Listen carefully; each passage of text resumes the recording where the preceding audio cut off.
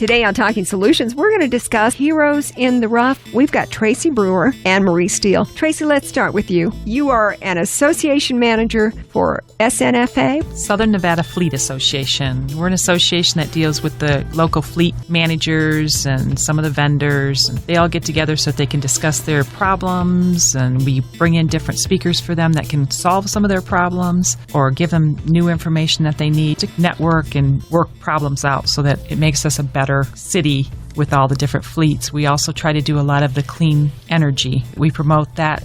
Most of our fleets are better than they used to be. So basically, it's different companies that have a lot of vehicles in service and they have common needs. So you help everybody kind of spread the word. Exactly. But that's not why you're here today. You're here to talk about heroes in the rough, which we will get to in just a moment. Also want to welcome Marie Steele. You are on the board for SNFA. That's correct. Plus, I understand you work for NV Energy. That is also correct. From my perspective, serving on the board, it is from NV Energy because I'm actually passionate about alternative fuel vehicles and sustainable solutions to provide for these fleet managers. So I'm there talking about electrification of our transportation to reduce carbon emissions, which Southern Nevada Fleet Association came about from the Clean Cities Coalition effort in 2011. So the fleets in Southern Nevada have made a huge effort in reducing their emissions, which is great for the health of our community. We really take pride in that and continuing to deploy alternative fuel vehicles. That is a great thing to do. I was just on the phone with my mom talking about when I need another car next spring. I'm going with something electric or hybrid. There's lots of fun cars out there for you. Can't wait. So we're here to talk about Heroes in the Rough. Traci? Heroes in the Rough is a local group that helps wounded warriors come back from their injuries and fit back into the community. They do that with multiple different ways. They have golf events, so they have tournaments for them. They also offer golf lessons, all the equipment that they need. So if they need special golf carts, they make sure that that gets supplied to them. They offer softball tournaments, and anything they need for softball, they put them on teams. They also offer scuba diving, any kind of help they can do with the families, because when they come back, it's the whole family that has to readjust. Mm-hmm. And some of the scars aren't visible. A lot of them have PTSD. It's a big problem for them coming back. So we've joined up with them because we think this is a really great cause. And we're having our golf event. Once a year, we have a golf tournament, and all of the proceeds go to a charity. This year, it's going to be Heroes in the Rough. We want to help them buy more of the equipment and help these guys any way that they can.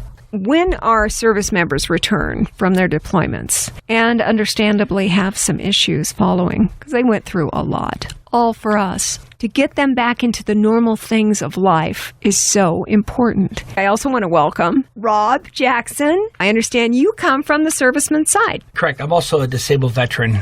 Been with the Heroes in the Rough, started in 2013 as just a regular golf member, and we are doing a little bit of change of command now, going into 16 to 17, so they elected me to be president of the organization. So my job is, with these veterans, with the disabled vets, is to get them out. Giving the opportunity for disabled veterans to get involved with us so they don't keep themselves cooped up. The suicidal rate is too high. Oh, it's horrible. Yes, to let veterans not have programs like this to help them. So it's very, very important. And our golf program is our first sport that we're actually doing. It's something for them to look forward to, spending the day with comrades, being in a quiet environment, and the bottom line is to let them feel wanted. And appreciated. Yes. And like I said, Rob, I was just talking about how it's so nice to just do some normal things when we get home. Right. Just the everyday activities that I would hope helps to make a returning veteran who has issues, understandably, feel more like everyday life is closer to the way it was before they went. Right. And the big problem is like I was saying about being cooped up. The worst thing for somebody, because for myself, I suffer from PTSD, is to be by yourself, having those thoughts you don't want to think about, and putting you in more of a depression. For myself, I suffer from severe depression. I take medication every day to keep myself going. If the veterans don't get this help, or it's offered at the VA hospital, we have a PTSD team, especially if they're in combat. Not everybody wants to take medicine. We know that. But we have groups. We have all that kind of stuff. But nothing wrong just trying it, because it's better than thinking a bad thought and maybe taking your life. And you don't want to do that. It happened one time. It was in our program. One of the guys was having a big issue. We tried to help as much as possible. The CEO, Adam Jesse, the founder, was doing the best he could. The next thing we know, he committed suicide. And that's sad. We do the best we can, try to get the help for people, but we can't do it all. But there is programs out there. This is one of them to help those people out. And for every service member that you're able to pull away from that dark place, get them back into the light and get them out and having a great time and laughing and just having this wonderful experience, that's such a victory.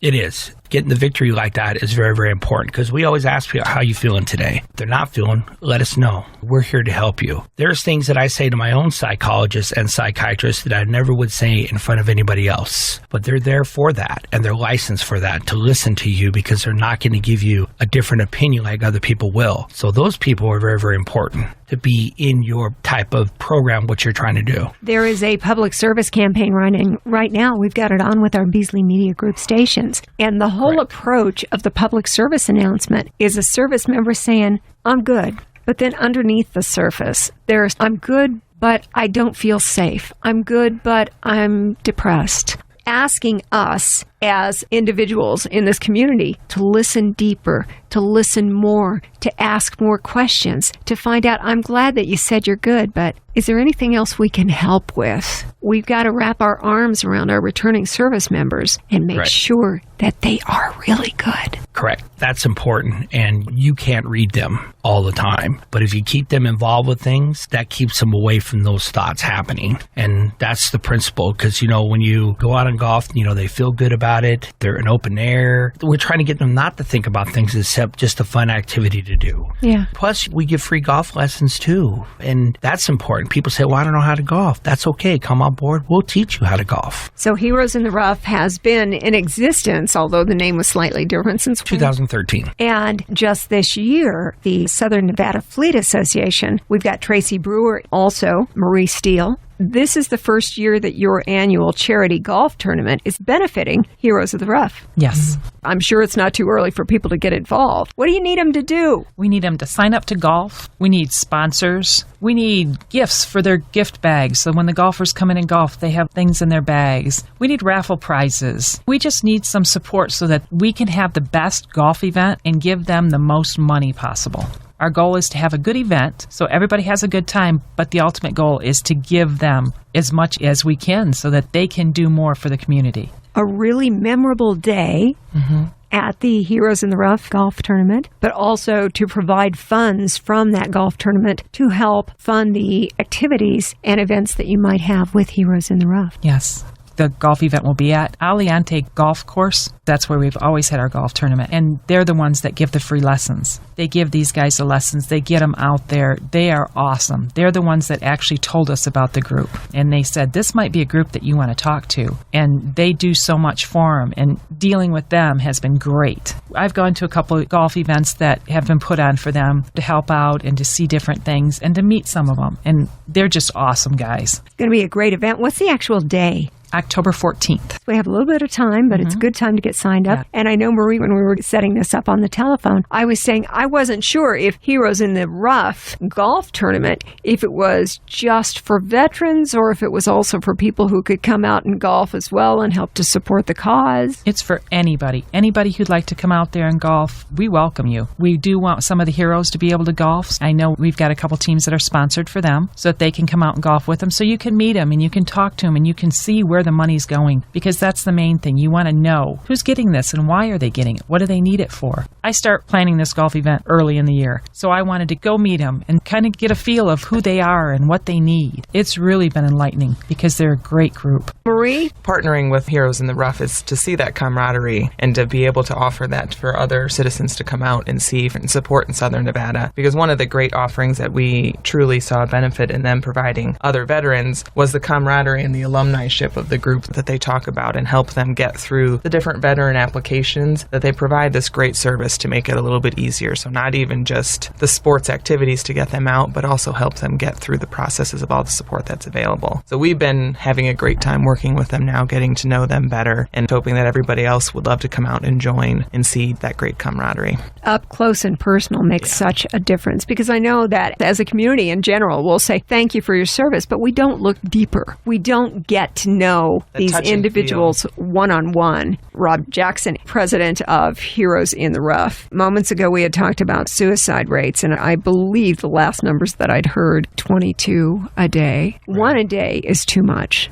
It is. We have to do everything we can to make these individuals who have gone out and laid it all on the line for us and our freedoms to welcome them back the way that we promised we would. I agree with you. Being a combat vet myself, over in 1991, there's a lot of people that don't realize how lucky we do have it over here. Fighting in the Middle East and, seeing how they live over there, we are just living in paradise. We really are. And I think people don't realize over here how good they have it. And it bugs a lot of us as veterans because of that, because we go over there and fight to keep the freedom here in the United States. It is sad what's going on with things like ISIS and all this other people, but that's just part of life, and we just got to deal with it. But if we come together as a team, as human beings, we can fight against that. We kept this country safe for so many hundreds of years. Why not still keep it the same way? And it's really important for us as citizens to show our appreciation to the people who have made that possible. And we understand, as returning veterans, that there are issues, and we need to, as a community, come together and make sure that these things are solvable, that there is a warm, safe place for our veterans to return to. No, I agree with you 100%. I think one of the other great things that Heroes in the Rough provides is not just the service. I think Rob can probably speak to it a little better about the chair. That's the add-on for any of the disabled golfers. They have this special chair that allows them to golf, and it's another thing that you could see if you joined us out on the course for the tournament. That would be pretty exciting. These days, it's just a fact of life. Members of our service, they're dealing with things like IEDs that impact their life forever. Oh, I'm looking at this. What I will do also is I'll put some links on our Talking Solutions Facebook page so that people can see some of the things that will be part of the Heroes in the Rough golf tournament that is coming up in October at the Aliante Golf Course. Of course, we will also have a podcast of our discussion today. I always make sure that I ask, what can we do to help? Sponsors, golfers, volunteers. We need all of that. And our sponsorship goes from $100 to golf up to $5,000.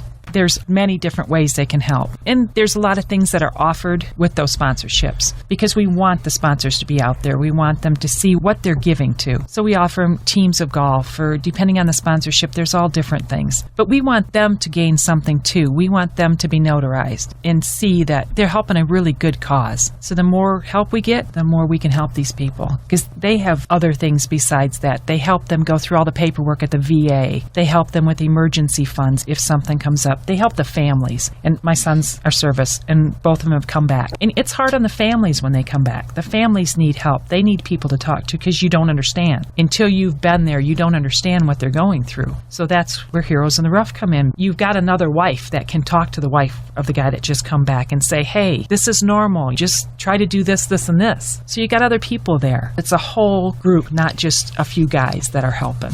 When we share the understanding, people are more empathetic.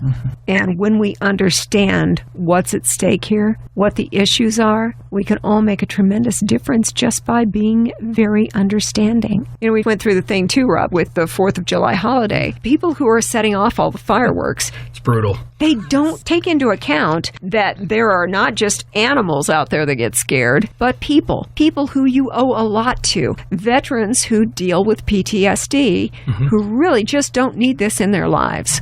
No. Right now, with us being in here, this is paradise right now. I know. It's soundproof. Isn't this great? Yeah, because, we're not nothing to worry about. You're not looking behind your back. I mean, you feel good. But the fireworks were very brutal for me because I come from a major combat zone, and there was boom, boom, boom everywhere. And then when you have this happen, it does give you a reminder back. Yes. Myself, I do get flashbacks once in a long while. I hate them. They do happen, but I can't control it because what I did is what I did, and that's always going to be in my thought for the rest of my life. And so when you get these things that trigger you, that's the worst thing to have that happen to you. And then all veterans of the ones that disabled vets are with us, they go through the same boat. There's some guys that won't go places because they don't feel comfortable, don't like large round of crowds.